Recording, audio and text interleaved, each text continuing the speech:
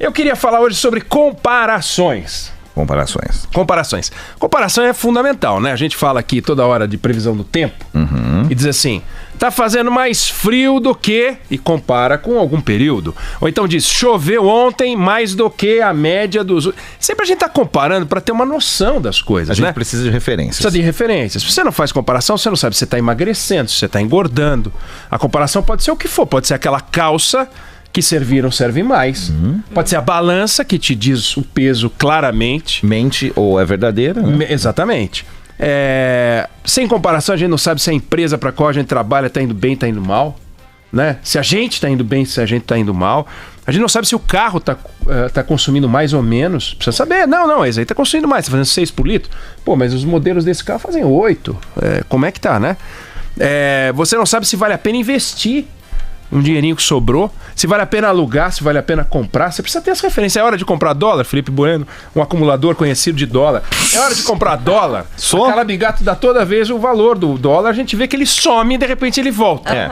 Aí eu não sei se ele vendeu, se ele comprou, mas o fato foi em função da referência. O fato é que ele foi operar a mesa de câmbio. Foi operar a mesa de câmbio, né? A mesa de câmbio. Enfim, comparação é tudo. Precisa ter comparação, né? Por que eu tô falando de comparação? A gente vive aqui falando do Brasil, no Pensa Brasil, fora do Pensa Brasil, nós três, nós, os ouvintes, todos se manifestando sobre o Brasil, os problemas brasileiros. A gente tá avançando, a gente tá recuando? Depende. Estamos crescendo 2% do PIB, mas o mundo tá crescendo 3%. Ih, ruim. Estamos crescendo 0,9%, o mundo tá crescendo menos 1%. Opa, bom. Tudo isso é importante. A gente pode comparar o Brasil com o Brasil mesmo. Então, a gente está longe ou perto do pior momento, a gente está se afastando da recessão, tudo isso a gente faz comparação. E a gente pode comparar o Brasil com outros países, com o Mercosul, com a América Latina, com o que for, né? No mês passado saiu aquele relatório, por exemplo, do Fórum Econômico Mundial. A gente pôde comparar o Brasil com outros países, nessa, como diria o nosso presidente, no tocante ao desempenho da economia, da produtividade. A gente está lá em 71º lugar numa lista de 140 países. Pô, 8ª na economia do mundo, 71º. Não é razoável, mas, enfim, Estados Unidos na frente, Hong Kong lá na frente, Hong Kong no topo. É um estudo bacana, porque mostra a maturidade do país. Mas eu não quero falar do Fórum Econômico Mundial, tem um mês, mas daqui a 15 dias vai sair, a gente tem um encontro marcado com o resultado do PISA. 15 dias. Sai o resultado do PISA. O PISA é aquele teste internacional que é coordenado pela OCDE, a Organização para a Cooperação e Desenvolvimento Econômico. Sai a cada 3 anos. Esse Fórum Econômico Mundial é todo ano. Então, a cada 3 anos sai esse resultado. E os alunos de 15 anos de idade, de 79 países, ou seja, 79 países, 500 mil de jovens no mundo inteiro, na faixa dos 15 anos, fizeram o teste do PISA em 2018. O resultado sai agora, em 2019. Foram testados em leitura, matemática e ciências. A gente vai ver no dia 3 de dezembro o resultado. Na última prova, o Brasil caiu em relação à anterior. A última foi divulgada em 2016, prova feita em 2015. Caiu em relação à prova anterior. Ficamos em 63º em ciências, 59º em leitura, 66º em matemática. Olha só, não é à toa que a gente é 71º também em abertura. É tudo uma coisa só. Bom, na prática, o levantamento mostra, vamos ver se muda alguma coisa, que a maioria dos alunos brasileiros na faixa dos 15 anos não sabe fazer conta e não entende o que lê. A maioria. Que é lamentável, é dramático. E aí, olha que loucura. Mostra mais. Nos países europeus, em outros países mais avançados, uma criança que estuda numa escola pública de uma região mais afastada tem mais ou menos o mesmo desempenho que seu par, uma criança que estuda numa região mais central, né? Isso vale para a Alemanha, isso vale para o Japão, vale para vários países. No Brasil, o desempenho da escola privada é melhor do que o desempenho da escola pública. Não é que a gente brilha, não. A escola privada está na média dos dados da OCDE, mas está na média. A escola pública está inferior. Quando são as escolas públicas federais, estão acima da média, inclusive das privadas. Mas quando você vai para estadual e principalmente municipal, a coisa é lamentável. A municipal é a pior que tem. Bom, então o Brasil da escola privada, que é uma minoria, está indo melhor do que o Brasil da escola pública, que é a maioria. Bom, você tem também a disparidade regional. Estados mais pobres, com honrosas exceções, Ceará, Piauí, que estão mostrando alguma novidade, também tem um desempenho abaixo das regiões mais ricas. Então a educação, que deveria servir para diminuir a desigualdade, está aumentando a desigualdade. Melhor na privada, melhor nas regiões mais ricas. O que isso produz? A educação, que deveria unir as pessoas, afasta. No Brasil está acontecendo isso. Hoje.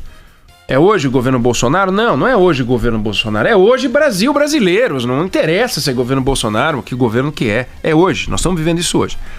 Todos os países, todos, que se destacaram pelo crescimento econômico alto e consistente, porque não é voo de galinha, também tiveram uma melhoria expressiva na qualidade do ensino. Não é à toa, volto a dizer, que a gente é 63º, 59º e 66º em ciência, leitura e matemática e 71º no Fórum Econômico Mundial. Não é uma coisa à toa. A gente não seria o primeiro no Fórum Econômico Mundial com esse desempenho em educação. Não tem como, né? E todos, então, que apresentaram uma melhora muito grande também, vinham mal e apresentaram uma melhora, também apresentaram uma melhora em educação. E o contrário é verdade. Aqueles países que não conseguem avançar na educação, não conseguem progredir na área econômica. Você pega hoje, tem um estudo que saiu no ano passado que é assustador. A produtividade do trabalhador brasileiro estava em 2018 pior do que em 1994. Mais de 20 anos antes. A produtividade. Ou seja, apesar de mais de 2 décadas, a capacidade do Brasil de transformar recursos em bens e serviços não avançou. O que é lamentável. Se você pegar um estudo feito em 80 países, a boa formação escolar explica 75% do PIB. Critérios complexos para chegar nesse número, não vem ao caso discutir, até porque para discutir eu preciso entender o detalhe desse número.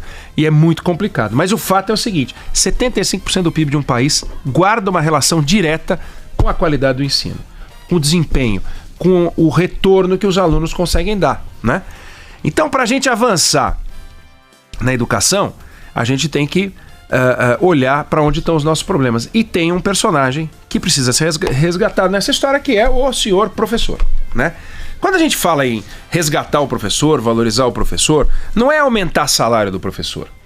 Porque se o professor está dando a aula que está dando, com o desempenho que está dando, e você resolve, sem fazer nenhum programa de valorização, simplesmente aumentar o professor, você vai aumentar o custo da educação. Você não vai melhorar a qualidade do ensino. E aumentar o custo da educação é uma especialidade brasileira. A gente triplicou, nesses últimos 20 anos em que a nossa produtividade na economia não aumentou, a gente triplicou o custo por aluno. Não significa que a gente está investindo melhor, não. A gente está investindo mais e o ensino não evoluiu. A gente não vem avançando na área do ensino. Triplicando. E educação é uma coisa maluca. Por exemplo, você resolve privatizar a Petrobras. Se você privatizar a Petrobras, no ano seguinte, no momento seguinte, a economia começa a reagir. Se você resolver como aconteceu, privatizamos a telefonia. Nossa, é o que aconteceu. As pessoas tinham pouco telefone e eram todos fixos. De repente, no Brasil tem gente com 2, 3 telefones. É uma transformação na hora. Você fez a reforma da Previdência, a Bolsa reagiu, né? Você começa a falar em reforma tributária, também o mercado começa a olhar com interesse. A economia, ela é rápida. Não tão rápida assim como a gente gostaria, tem um delay, mas delay o quê? De 3 meses, 6 meses, em alguns casos 1 ano. Mas é 1 ano. Não tem delay de 5 anos. E na educação, olha como é maluco. Os jovens que participaram da pesquisa feita em 2016 tinham 15 anos em 2015. Então, hoje, esses caras, eles não estão mais na escola. Eles, pelo menos, não deveriam estar. Eles estão entrando no mercado de trabalho. Como? Levando todos os defeitos e deficiências que eles tinham e que foi detectado pelo PISA 2016. Eles estão entrando no mercado de trabalho. Esses caras daqui a 10 anos vão ter 30 anos com todas as deficiências que eles tinham. E eles vão ter filhos em breve. Daqui a 10 anos terão filhos de 10 anos ou 8 anos entrando na escola, ou 5 anos iniciando a alfabetização. E aí? Como é que vai ficar a geração que vem filha da turma que fez o PISA de 2016. É pra já. É pra já. Daqui 10 anos já tem a turma entrando na escola, mais 10, que são 20, estão fazendo PISA de novo. E aí, o que vai acontecer? Né?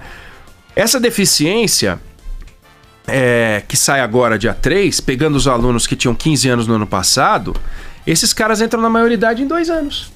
Daqui 2 anos eles estão maior de idade. E aí, como é que fica? Esses caras também não vão aproveitar os avanços do ensino, né? Como é que a gente vai fazer para preencher essa lacuna? E aí, investindo na qualificação de professor.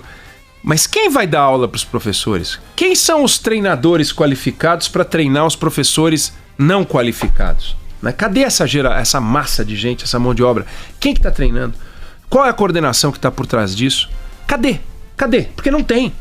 Tem um monte de coisa solta, esparsa, não tem um projeto nacional de ensino. Não existe isso no Brasil. Não existia no ano passado, não existia há 5 anos, não existia 10. Nós estamos soltos, desagregados.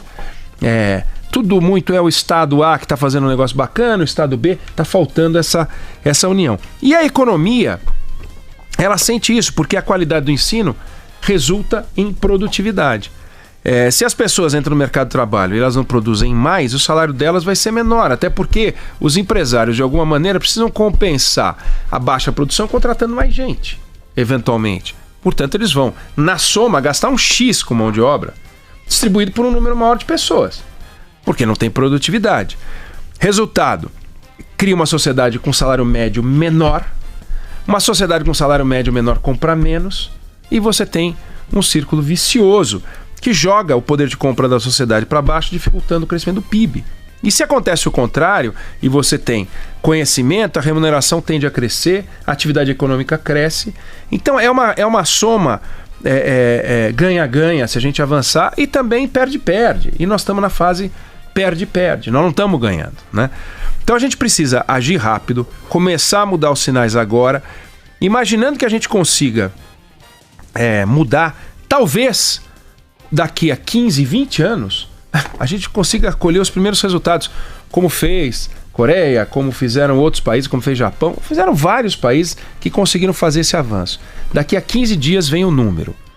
Ninguém está imaginando uma revolução em que começaram a surgir grandes mudanças na educação no Brasil nos últimos, não é meses, porque média até 2018. Então, é de se imaginar que os números sejam semelhantes aos números da pesquisa anterior. Tomara que sejam semelhantes, porque na última, como eu falei, piorou em relação à pesquisa anterior. Vamos olhar e precisamos levar isso muito a sério. Essa comparação talvez seja a comparação mais importante. PIB a gente busca. Agora, isso aqui é condenar uma geração inteira de 15 anos, que daqui 15 vai ter 30, e daqui mais 15 vai ter filhos da idade em que vai estar fazendo PISA. É terrível, vamos olhar para isso com todo o interesse e todo o cuidado a partir do dia 3 de dezembro.